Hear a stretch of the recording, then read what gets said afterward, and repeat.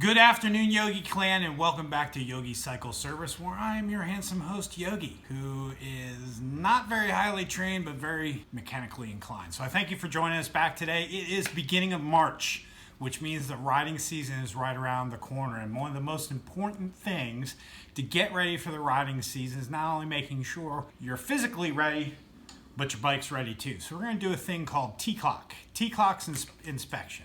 What does that stand for? That stands for your tires and wheels, controls, your lights, your oil, your chassis, and your kickstand. So we're going to look at each one of those things. We're going to run through this. Basically, it's going to be pass-fail. So if something fails, we're just going to circle it and label it as failed. If it passes, we're going to pass it. We're not going to get into fixing those things today. We're just going to get into identifying those things today. So thank you for joining us. We'll be right back as we start this process.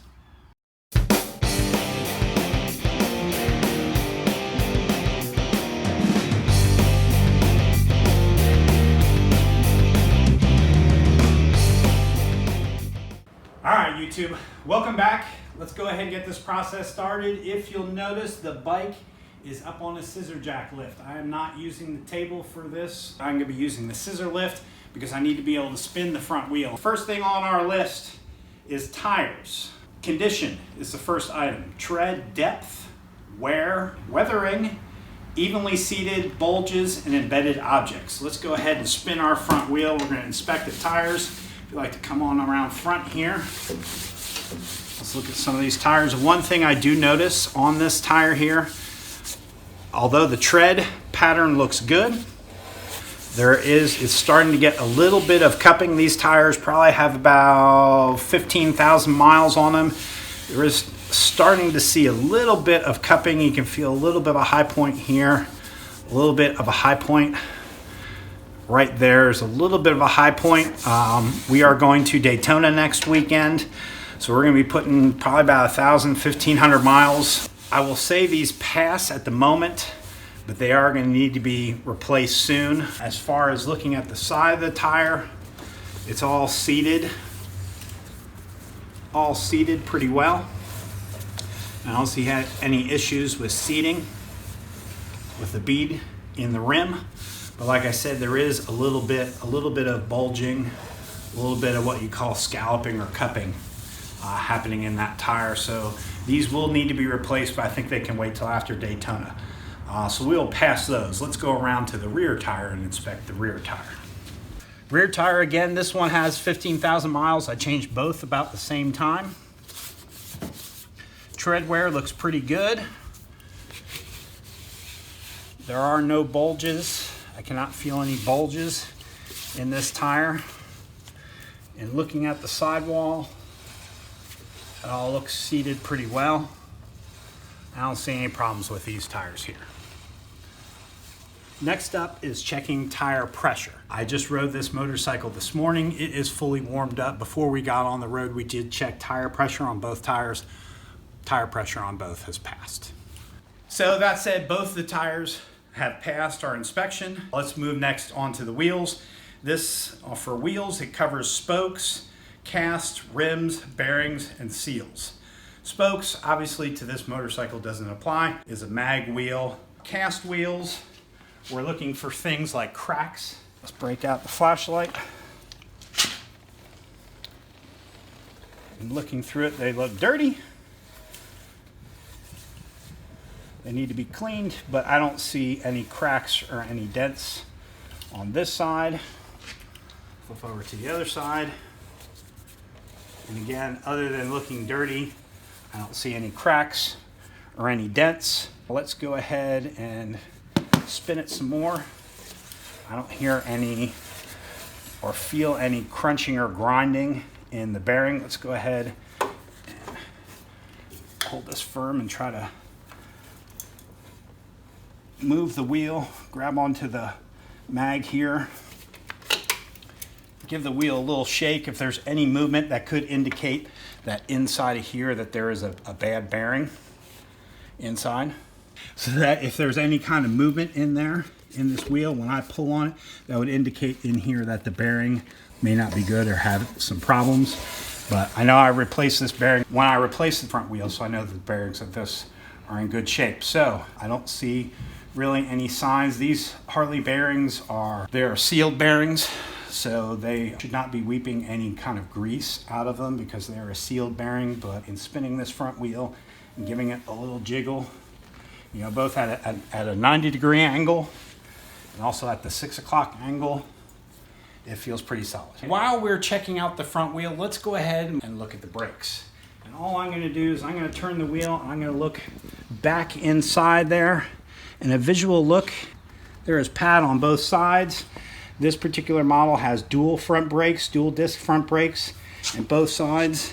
The pads were replaced, so they have about 15,000 miles on them. Naturally, these pads for the front wheels, I was always surprised on a touring bike how thin the pads are on the front, or on both, actually, front and back on the touring bike. My Softail models are a thicker pad. This is naturally, when they come, a thinner pad than on a Softail model, or I believe the Sporty model. But in looking at these, the front is still in good condition. So let's go ahead and check the back wheel for the same thing. All right, so when looking at the back wheel, again at the 6 o'clock, a little shake on it. I don't feel any movement in the wheel at all. When inspecting the mag itself, I don't see any sign of cracks, of damage. When looking at both sides, they both look in pretty good shape. So we're going to go ahead and pass the tires and wheels through there, but we just need to know that soon they will need to be replaced. When looking at the back, I see there's still a good amount of pad on the rear. We're looking for the pad right there. Still a good amount on that side and also on the other side. So we're going to go ahead and pass the pads on both front and rear of these wheels. Let's move on to the next item, controls. All right, controls. When looking at controls, we're looking at levers, we're looking at cables, and we're looking at hoses. For levers, we're going to look for broken, crack. All the mounts are tight, the ball ends and the handlebars. We're looking at they're lubricated and just that they're functioning properly. And basically throughout this checklist, the thing we're looking at most, we're looking for damage, looking for wear, we're looking for function, and just making sure that they're up to factory specifications. So let's go ahead and look first at the brake. The brake itself has a little bit of a squeak. It looks like it's functioning. Does not look cracked, does not look like it has any wear. There is the normal amount, I would say that would be according to factory specifications, normal amount of play in there. And looking underneath, everything looks fine. The only thing I would suggest with this is maybe putting some lubrication in here just to lubricate this pivot point here. But on this side, the brake's looking pretty good. Let's go over to our clutch. For the clutch, this is a hydraulic clutch. This is not a cabled clutch. You can see the hydraulic clutch reservoir here. So there is no cable line to fray, cable line to be oiled. I would still suggest, like the other side, that we lubricate this pivot point here. But as far as form and functionality, the lever itself is in good condition. Cables, this bike has the electronic throttle, so it does not have cable throttle cables. It does not have the throttle nor the idle cable, and it does not have the clutch cable. So because it does not have those cables, we can just eliminate that. But it does have hoses. It does have hoses for the brake. When looking at the hose connections here, I do not see any signs of leaking. Looking at the connection here, I do not see any dirt on this area here, which would potentially indicate a leak. So let's go over to the clutch side. Again, over here, it's a pretty clean connection. I do not see any forms of leaks, and following the cable down on both sides, they both look up to factory specifications. The one thing I think we should check next is our brake fluid lines, and our brake fluid and also our clutch fluid. So I'll be grabbing a Phillips head and we'll be right back. Remember to keep the handlebars straight so that it is flat. So you don't drop the fluid all out of the reservoir.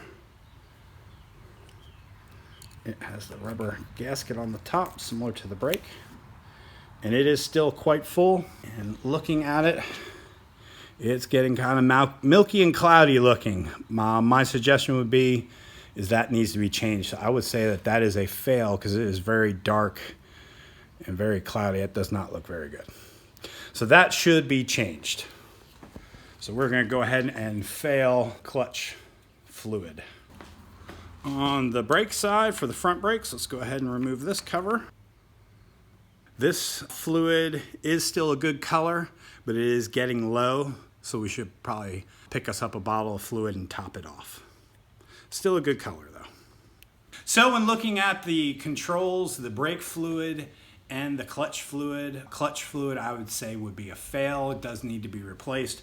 The brake though is good color, but it is getting low, so that should be topped off. Lastly is the throttle. We want to make sure it moves freely and it snaps closed. Looking at the throttle here, it turns freely and your return on it is pretty crisp. So I would say, and there's not a whole lot of movement, I would say the throttle pass. Next, we're going to go ahead and inspect our lights. When looking at the lighting system, we'll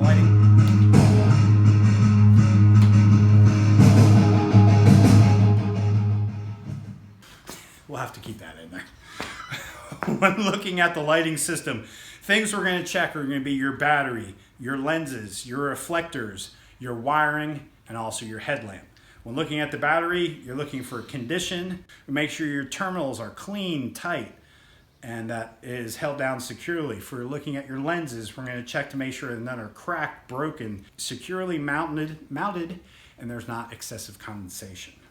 When looking at your reflectors, making sure they're clean and not broken. Wiring, you're going to check your wiring, making sure there's no fraying, chafing, that the insulation around the wiring is still intact, that they're routed properly, they're not being pinched.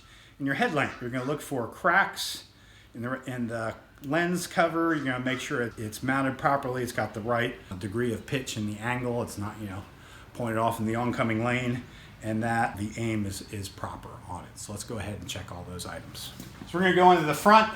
All lights are lit. The cover is not cracked, it's not broken, it's securely fixed. On turn signals, both turn signals appear to be functioning properly. Turning on your turn signals. That one's working. Four ways are working. Left-hand turn signal is working properly. Covers are on. Headlights functioning properly. Flip the high beam. High beam is working properly, and the passing lamps go out. All covers are on and are secure. Let's go ahead around to the back of the bike. Back of bike, again, all lights are lit and appear to be functioning properly. All lights appear to be secure. None appear to be broken or damaged. In pulling the brake light lever, all brake lights appear to be working. Turn on the right turn signal. Verify left turn signal. And finally, verify four-way. And we pulled the front. Let's go ahead and push down on the rear. Rear is working also. All lights have checked out. They all appear to be working properly. So we can go ahead and turn off the motorcycle back again at this point.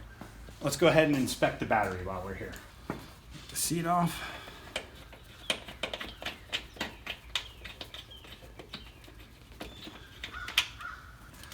All right, with the battery cover off, let's go ahead and look and check at the battery.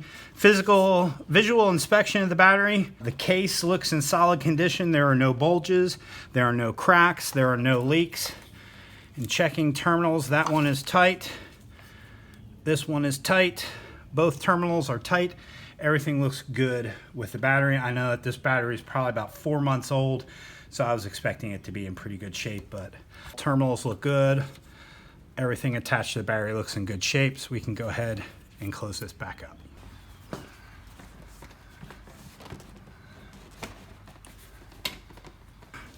All right, next up is oil. We're going to want to check the engine oil, we're going to want to check the transmission fluid, and we're going to want to check the primary fluid.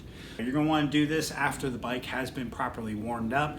We just took it for a 30-minute ride, so all the fluid should be properly warmed up. We'll also want to make sure that when you check the oil, the bike is on the stand as vertical as possible. Looking for leaks. You're going to want to look to make sure all the gaskets, the housings, the seals are in good shape.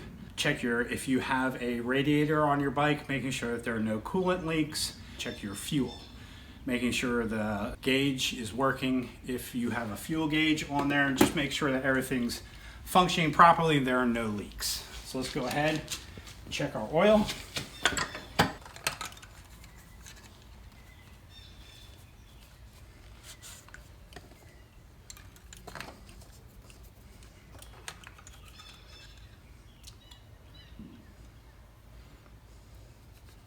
We are just above the dot there. Our level is just above the dot.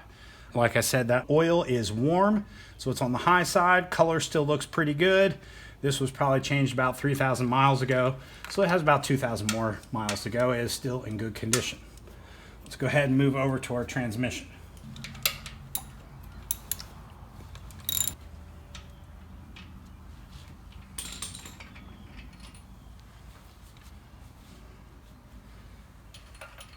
And pulling out the transmission drain plug.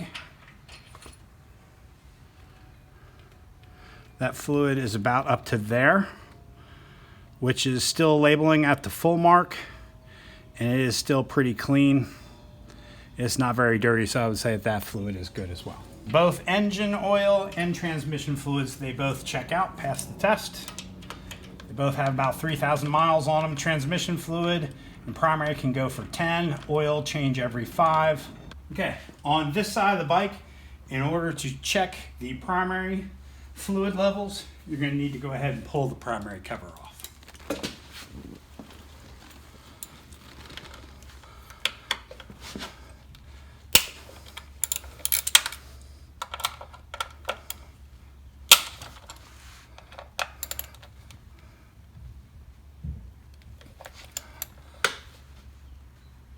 Please don't strip.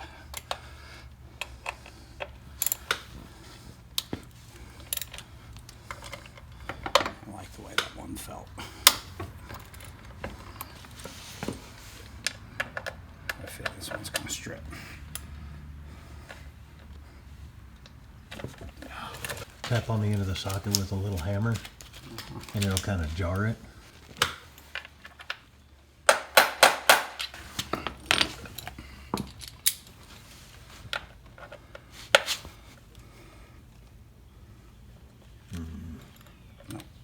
No. Okay.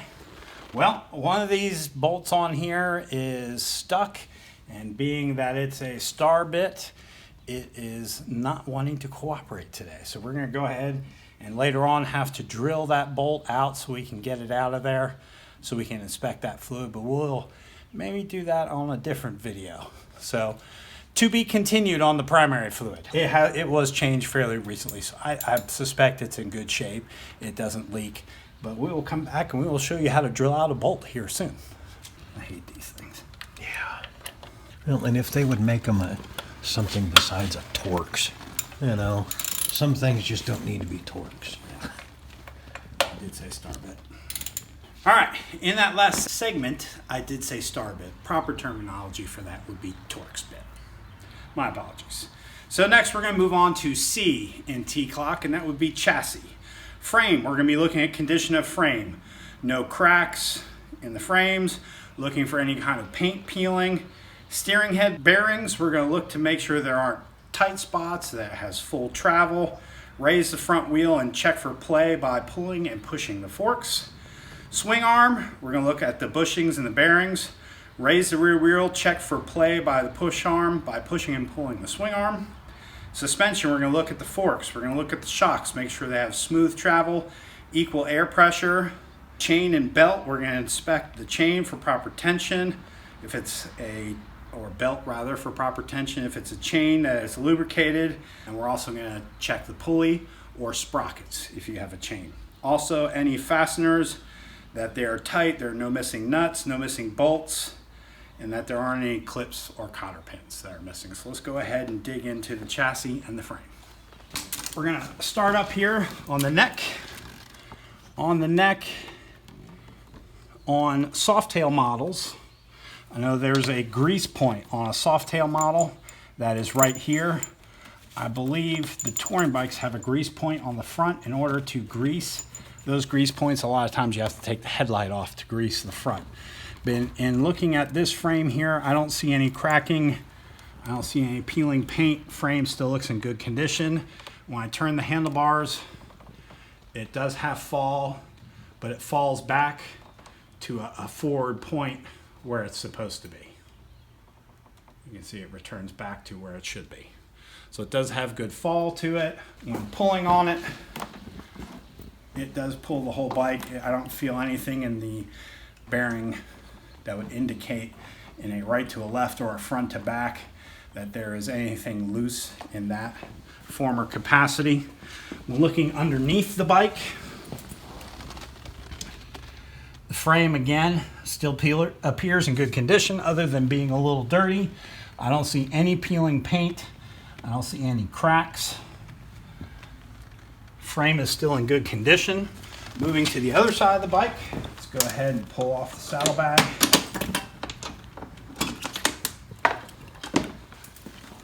And looking at the pulley, let's go ahead and look at the pulley. All the teeth appear to be still in original condition. I don't see any cracks. I don't see any chips in the teeth. When spinning the wheel and looking at the belt here, I don't see any real wear on the belt on the top side. All the teeth still look in good condition on the belt. I don't see any signs of cracks. I don't see any signs of damage. That still looks in pretty good condition. I'd look typically down here. One rule of thumb, there is a tool that Harley makes. You can see here there's a gauge. The tool, I believe it's 10 pounds of pressure. When pushing up on 10 pounds of pressure, you can measure with this gauge here and through this window deflection on the belt in order to determine tightness. Another thing you can do if doing it in your garage is give it a turn. Take it and turn it, and it should turn about halfway, and then that would be proper belt tightness if you can give it about a half a turn. But the belt still looks in good condition. I'm looking at the frame on this side. There is a mark here, but I believe that's just some worn on debris. That looked originally like it might be a crack, but that's not. I think that's just dirt and junk on the frame. But the frame itself, pivot points here for the swing arm. You know, as we remember, we just put these lowering blocks on this bike here a couple weeks ago. Swing arm was still in good shape. Looking at the pivot point here, everything there when pulling on the bike is still in pretty good condition. This bike is a 2014. Unless there was something catastrophic or an accident or something, I would not expect to really see any damage. An older bike, I would probably be inspecting a whole lot more, but this one's still in pretty good shape. And we do regular routine maintenance on here, so I'm not worried about anything wrong with the frame. So we're going to go ahead and pass this bike for the frame check and for the rear pulley and for the belt. Everything looks pretty good there. So let's move on to our next item. Last item in TCLOCK is Decay Kickstand. Let's go back over to the other side of the bike and check that out. When looking at your kickstand, what are we looking for? We are looking to make sure that it functions properly, that it's tight, it's not wobbling down here, and when it's all the way back up, that it stays retracted and is not falling down. One of the key things to look at is this spring right here, making sure it's still on, making sure it's still tight, there's still good tension, that when you put it up, it stays up. It's not wobbling and flopping in the breeze. And when it's down, it stays down. Also making sure that the lubrication point here, that, you know, maybe put a little bit of grease, take this apart, put some grease in there to keep it smooth. But this one looks pretty good. So we'll go ahead and pass the kickstand on that one. All right, just to recap where we are, because we have gone through everything now. TCLOCK, tires, controls, lights, oil, chassis, kickstand. Making sure all those items are clear. Basically everything today passed for the most part, with the exception of the clutch fluid. Clutch fluid needs to be replaced. We also could not inspect the primary fluid because one of our Torx bolts is stripped out and needs to be drilled out and replaced. We will do that in an upcoming video. We'll show you how to drill one of those bolts out so you can get it out, get that cover off, and then go ahead and get it replaced. And we'll get some new bolts for that and replace those. So that said, knowing the two items that we need to fix, both the clutch fluid and also drilling out the bolt on the primary cover, everything else in this bike checks out pretty well. We will need to keep an eye on the front wheel and know that it's time to replace. Rear wheel has about 12,000 miles on it. I'm expecting about another 8,000 more. We'll probably change both those tires at the same time if that front tire can make it another 8,000 miles, but we'll just keep our eye on it. And when it comes time to replace it, we'll replace it. But that's how you get your inspections done. That's how you get prepared for road trips, by basically going over your bike from the front to the end. So I thank you for joining Yogi's Cycle Service in this TCLOCK inspection. Remember to get your bikes ready, like, subscribe, share, and we'll talk to you soon. Take care.